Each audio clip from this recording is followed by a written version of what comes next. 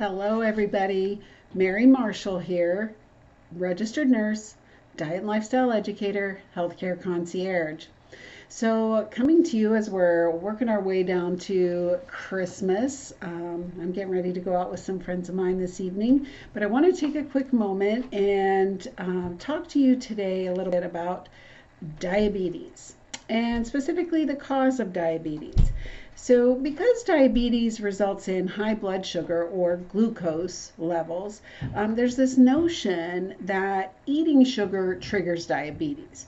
It's even called sugar diabetes, or you'll hear people say, "I got sugar."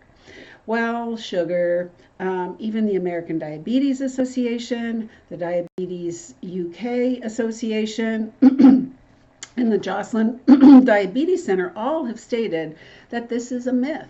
That's just not true.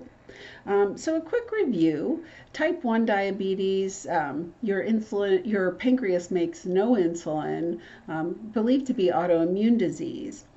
Type 2 diabetes, and people with type 1 diabetes usually have to take they have to take insulin because they don't make their own. Type 2 diabetes, more a foodborne illness marked by insulin resistance. Your body can't use its insulin and the pancreas fails. And there's also gestational diabetes, which happens with pregnancy, and that's like type 2 diabetes associated with pregnancy.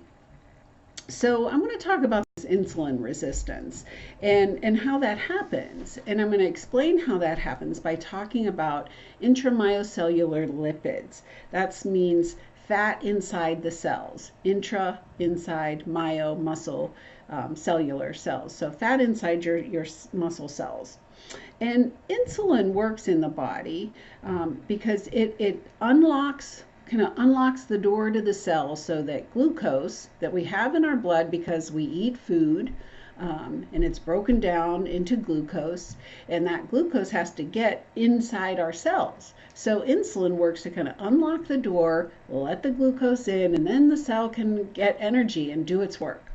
Well, when you eat a lot of fat in the diet, that fat gets stored inside the cells. And kind of when you think of marbling in meat, how you have that meat all through the cells, well, that happens inside the cell. And when you've got that intramyocellular lipids, that fat inside the cells, it kind of gums up the lock. That insulin that wants to unlock the cell and get the glucose in there, the lock's gummed up and the insulin can't work. Meanwhile, the cells are still hungry. They still have work to do. They're like, yo, we got work to do. We're still hungry here. We must need some more insulin. So they send signals so the pancreas makes more insulin so the cell can get some food. Well, some energy. Well, eventually the pancreas can't keep up and the pancreas fails. It can't make enough insulin to work. So, and that's when, then it's diabetes time. That's when you've got type 2 diabetes because the pancreas fails, it can't keep up, and the blood sugar rises. That glucose can't get inside the cell, and you have higher levels of sugar in the blood. So, so getting the fat out of the diet gets the fat out of the cells. The insulin gets more effective, it works better, you're more sensitive to your insulin, and the pancreas doesn't have to work so hard to keep up. So does that mean, oh, well, sugar gets a pass? We can adopt a low-fat, high-sugar diet and all will be well?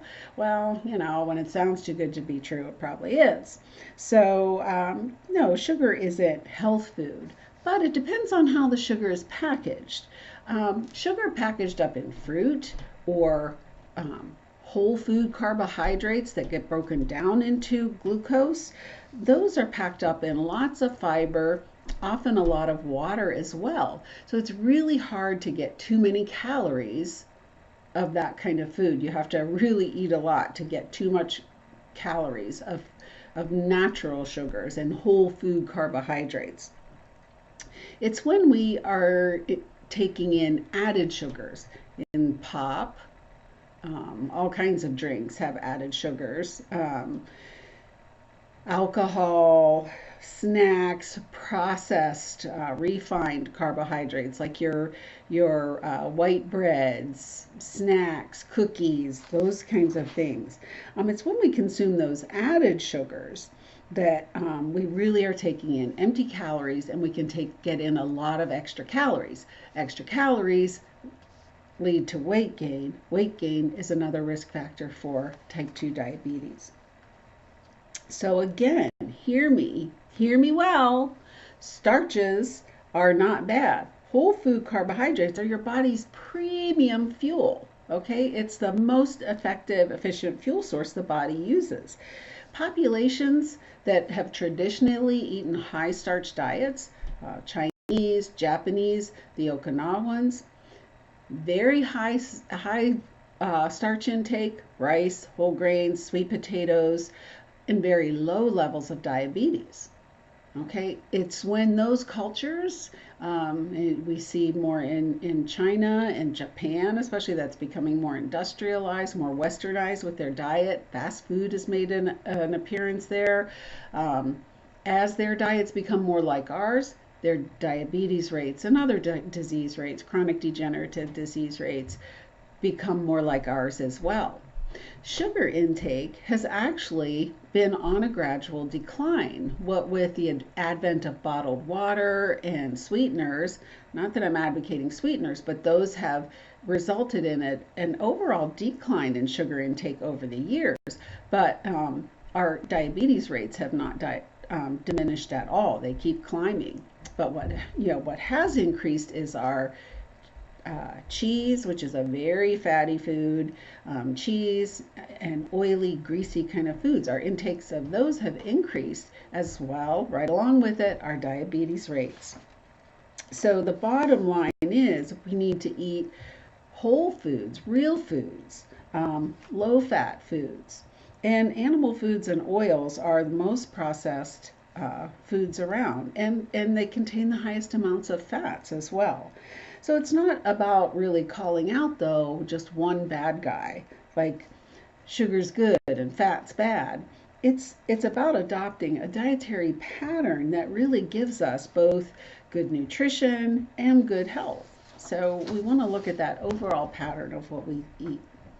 And you can learn a lot about what this pattern is and how to adopt it and eat the optimal diet. You can do that with Wellness Forum Health membership, and we'll also cover a lot of that in my new program, my weight loss education and support program, Eat, Learn, Live to Lose. So if you'd like information about any of that, message me or email me, and I'd love to talk to you about any of that. So I hope you guys have a wonderful weekend, wonderful holidays coming up. Feliz Navidad, and go eat a potato.